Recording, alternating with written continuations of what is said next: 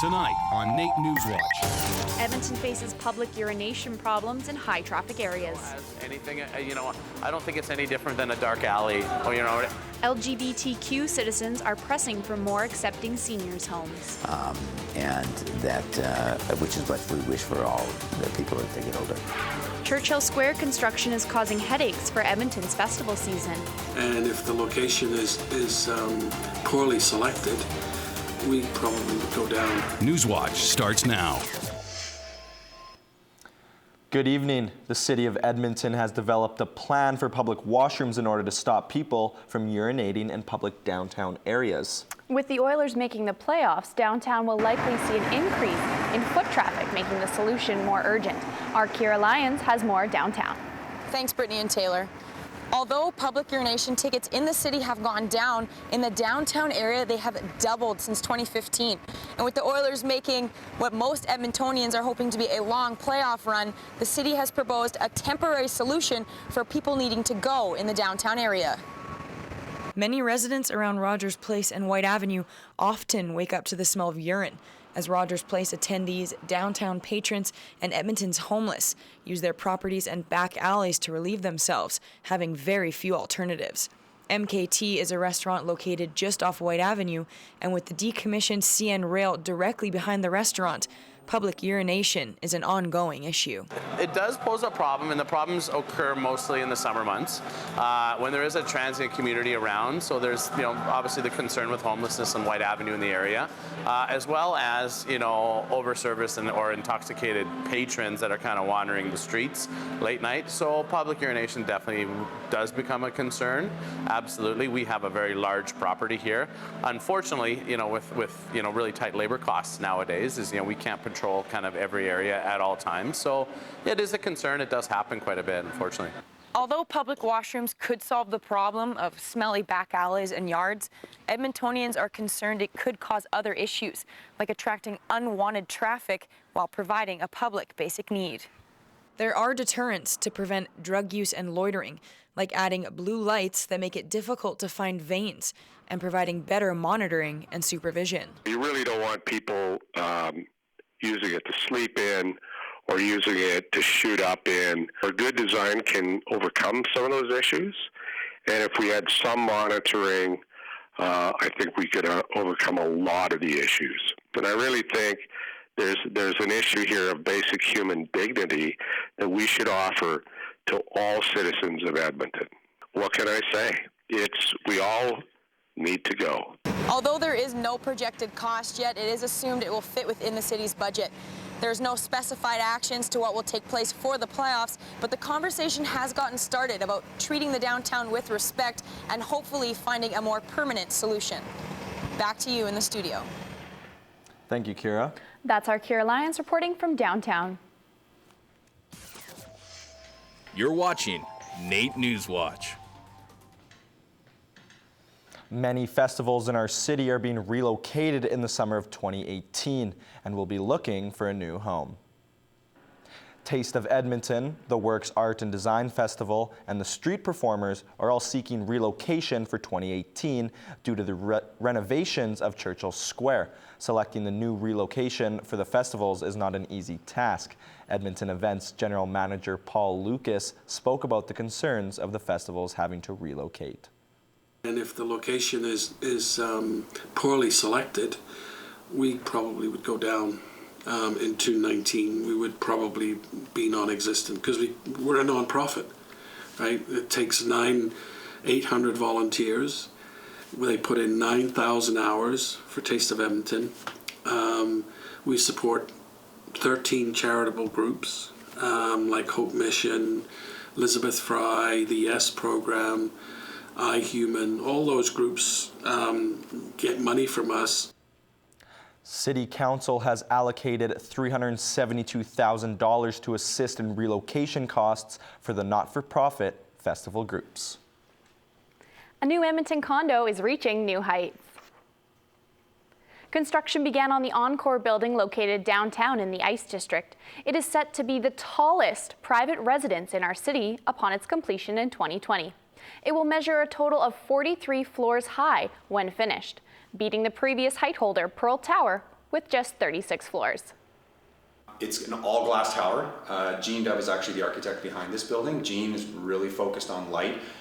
Probably the most unique feature of this entire building, you get a ton of light. It's all floor-to-ceiling glass windows in these units as well, so a very bright, very open building. The condo building still has some units for purchase, and you could live high up in the clouds of downtown Edmonton. It is scheduled to be completed in 2020. A group of community organizations is forming a coalition called AMSIS to set up safe injection services within our city. AMSIS is hoping to have 3 safe injection services within the next year. The services aim to build relationships with drug users and the nurses and social workers on hand. The services provide users with a safe place to inject drugs and dispose of needles that could otherwise be left on city streets. Shelley Williams has been the forefront advocating for the project. The individuals that are injecting in the supervised injection services area are not injecting in public. And therefore, it decreases the number of people injecting in public just by the fact that they're now injecting in the service. And it also decreases, has been shown to decrease the number of needle debris in the areas of which they are located.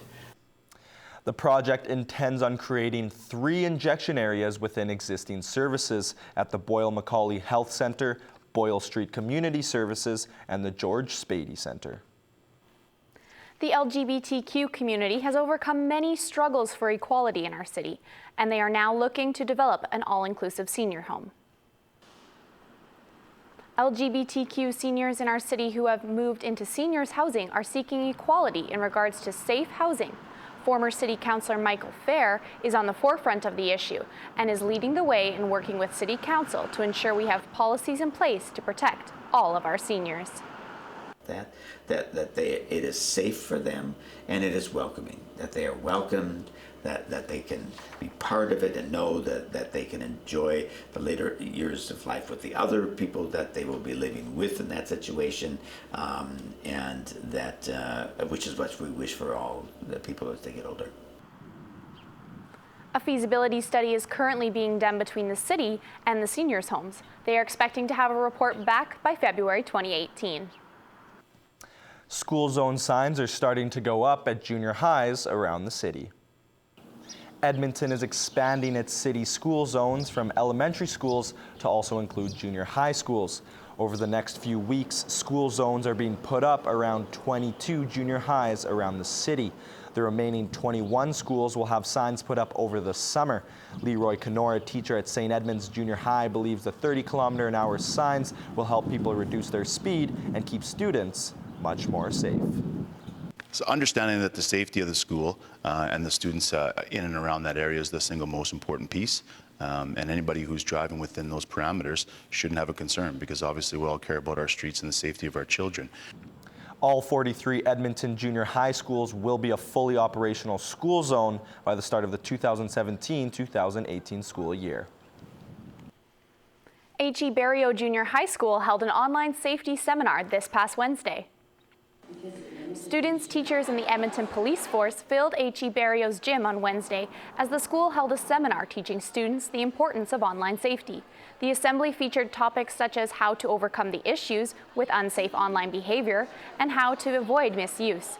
Naomi Klassen, the Director of Education with the Canadian Centre for Child Protection, offered some tips to the students on how to spot someone who may need help online. Sometimes we can only find out how people are feeling through hints that they send out because they're not going to tell you directly. So they might just not seem like themselves. Or they might seem kind of withdrawn, they don't want to hang out. Or they might be posting funny messages that make you think that's kind of odd. The students were given assignments through the presentation, and they had to come up with ways to avoid cyberbullying. NAIT students gathered at the Leduc Energy Discovery Center to take a look at the high-tech equipment the oil field industry has waiting for them. NAIT campus may have loads of hands-on equipment for the students, but on Wednesday, students were able to get hands-on with some of the industry's newest equipment because of the 12th Annual Petroleum Engineering Technology Industry Day. Well, we have lots of companies ranging from oil and gas exploration companies that are in the business of optimizing and servicing wells. We have pipeline companies, we have refining companies, the entire gamut from the upstream oil and gas industry to the downstream oil and gas industry. Last year, the event took place on NAIT campus, so next year they are hoping to keep it in Leduc and keep bringing in more equipment. You can do your part to help keep our city green by participating in the City of Edmonton's Rain Garden in a Box project for homeowners.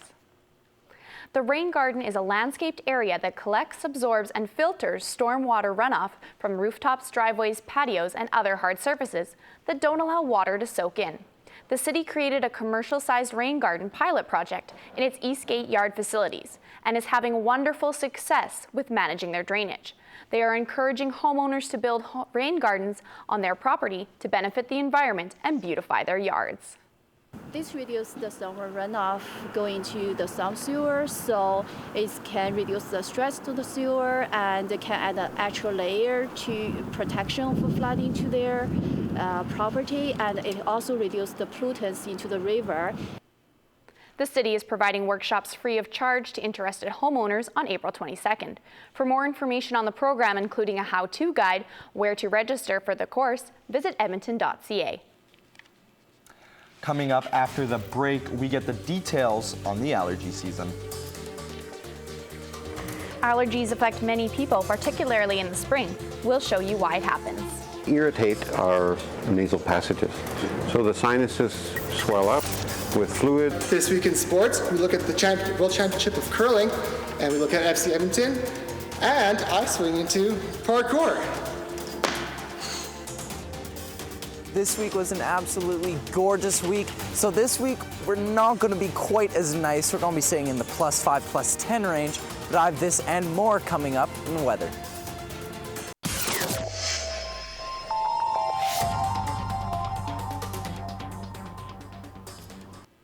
This week may have been the nicest weather I've seen so far this year. And I've been praying for it to stay. Our weather reporter Ethan Johnson has all the details for tomorrow's weather. I've been praying too, Brittany, but first I'm going to let you guys know about the weather this week. Starting off in Calgary, it's going to be a high of 11 and a low of 1. It's a 40% chance of rain, and when that is going to come in is in the morning. In the morning, it's going to be much colder than it is in the afternoon. Once it hits around noon, the sun is going to peep through those clouds, and we're going to get a day mixed with sun and cloud. Moving on over to Jasper, it's going to be a high of 10, so tomorrow is not going to be the best day to hit the slopes, but because of record snowfalls all through the month of March, all of the ski mountains all the ski resorts have all extended their close date to May 7th. So all you skiers out there that kind of missed the chance to hit all that fresh powder, you're going to be able to probably have a chance coming up until May 7th, fortunately. Moving on to Fort McMurray, it's going to be a high of 8, low of -5, and it has a 10% chance of precipitation. So it's going to be a day where the sun is going to be trying to go through the clouds. It's going to be trying, but it just can't. It's going to be a gray day. It's going to be pretty gloomy, and yeah, there's nothing really special about it. It's just, yeah. Then moving on down to Edmonton, it's going to be raining all night, and it's kind of a head toss. Whether it's going to be snow or rain in the morning, it's not. No one really knows yet, but around noon, the sun is going to pop through those clouds, and it's going to be a high of 10, so it's going to be a pretty nice day. Just in that morning, we're going to be getting that precipitation, but chances are that it's going to clear up by the end of the day. Our averages and records, our averages were right around that kind of that area of the +9 and the -2, so we're sitting right in that average range. And the records are a high of +25 and a low of 14. High of +25, I wish we were high of +25 and a low of -14. I'm really thankful we're not a low of -14. One thing I'll leave you guys with is that in the month of April, on average, Edmonton gets 15 centimeters of snow. So right now we're probably all thinking that the snow is kind of gone and it's time to change our winter to summer tires on our vehicles, and probably right now isn't the best time. We're probably going to get at least one more snowfall in the month of April, like at least. I'm just warning you. That's all I have for weather. Back to the desk with Brittany and Taylor. Weather, brought to you by NR92, the station for the students. All the beautiful warm weather we've been having recently, unfortunately, looks like it might come to an end. That's right, it's out with the cold weather and in with springtime allergies. Our Darcy Ropchan has more on that.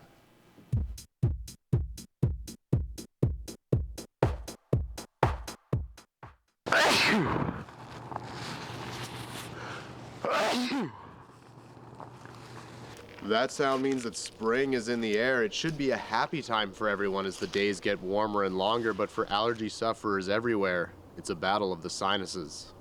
Yeah, particularly in the springtime, allergies are caused by allergens that are in the air, usually released from snow molds, flowers, grasses, those kinds of things. And they irritate our nasal passages. Health Canada also has reminders on their website about how to prevent potential allergy outbreaks this spring.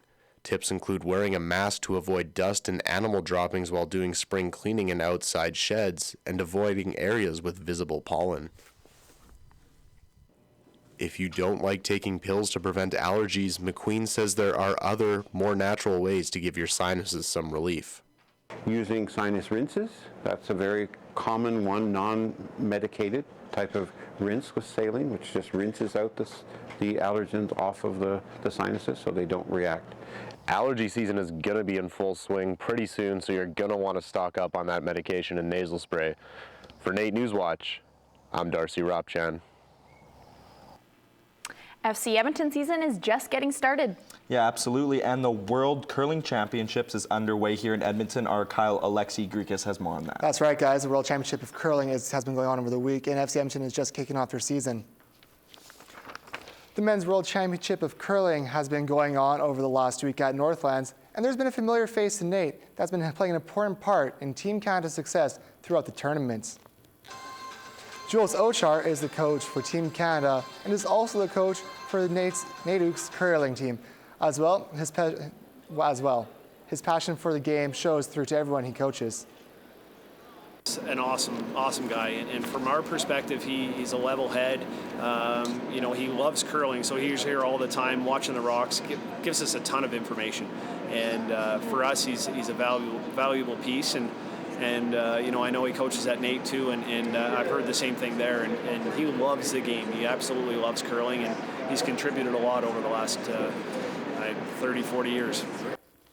Ochar has a long list of curling and coaching accomplishments, including coaching 33 college championship teams.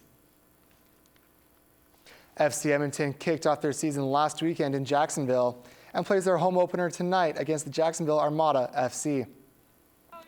The team lost last weekend 1-0 in Jacksonville, but is hoping that with a week of preparation and maybe some Alberta weather, that might help them in their favor tonight. We know how Jacksonville will play. They haven't changed very much. I don't expect them to change very much for this coming weekend.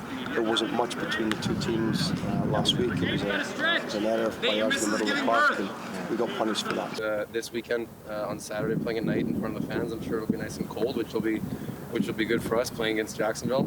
That'll help. The season home opener is tonight at 7 o'clock at Clark Park.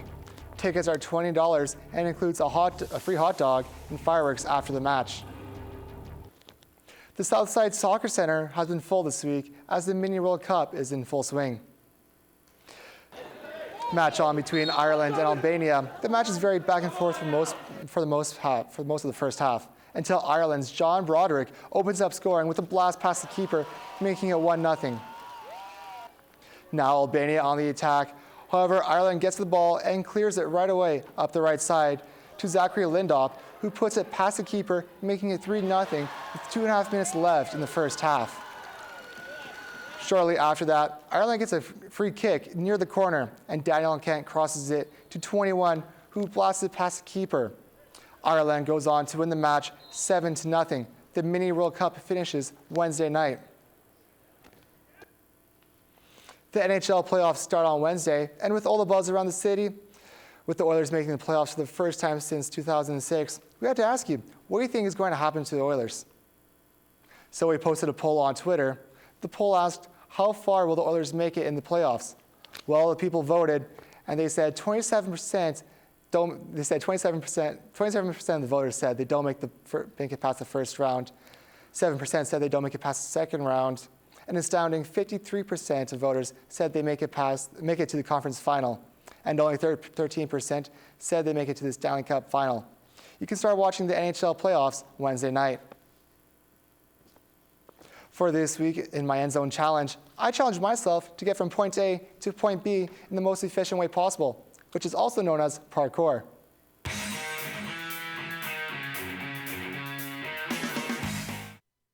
The first thing I had to do was to warm up, and that meant some jumping jacks and some stretches. And then there's like the free. And then I had to learn the most important thing in parkour, and that was how to roll. We're gonna start off with doing the parkour roll, shoulder roll, ninja roll. It's a really super awesome, cool roll. It's called 1,000 different things. So basically it's to absorb impact from jumping from height, or if you just trip and fall, it's the easiest way, safest way to protect your head and your spine, your legs, basically your entire body. Which is pretty easy once you get the hang of it. Yeah, tuck, and push. Once when I learned how to do a roll, I learned how to do a Kong, which is a simple jump, getting your feet underneath your hands. The first one was a little shaky, but it got better.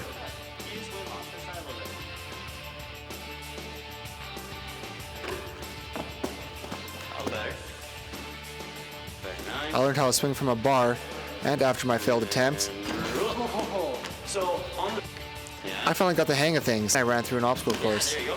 Up that ramp. Yeah. Drop, roll, and then Kong over. Easy, first try. Good job, dude. Well, thank you so much, Lance. Not a problem. It was awesome doing that. Yeah. And that's our End Zone Challenge at Fly Free Movement. Come check us out. You know what, guys? I found it surprising. After doing all those rolls, I wasn't even dizzy. Oh man, I don't think I could do that. You know, it looks like a pretty good cardio workout. I might have to give it a try sometime. Definitely. Coming up after the break, we get our hands dirty to do some good. We get involved with a campaign to clean up Edmonton. Called hashtag Clean Canada Together. Tonight in entertainment, we take a look at Shumka dancing. I'll have more details on that and more stories after the break. NAIT Newswatch jackets provided by Smeal GM Whitecourt and Elite Sportswear. Hair services provided by Rock Salon and Spa. Music provided by Martin Mayer Productions. With the snow melting outside, it's getting a little gritty and grubby. And with the winds picking up, it's exposing a lot of winter garbage. We picked up this week around NAIT campus to clean up some of the exposed litter, cluttering the green space, and to kick off Capital City Cleanup. We picked up coffee cups, plastic bags, candy wrappers, and other non-decomposable items that were in bushes, parking lots, and near sidewalks. The city is encouraging people to take pride in their community and pitch in 15 minutes of their time to help get that garbage out of here. Don Belanger is Edmonton's project manager for Capital City Cleanup and spoke about how the community can get up and get involved.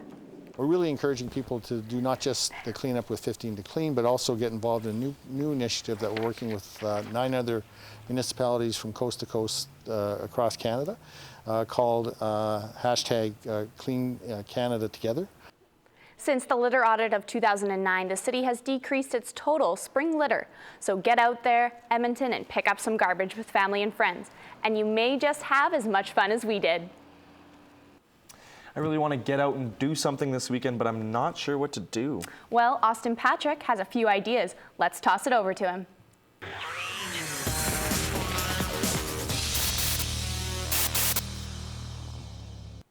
I sure do have some exciting and unique ideas.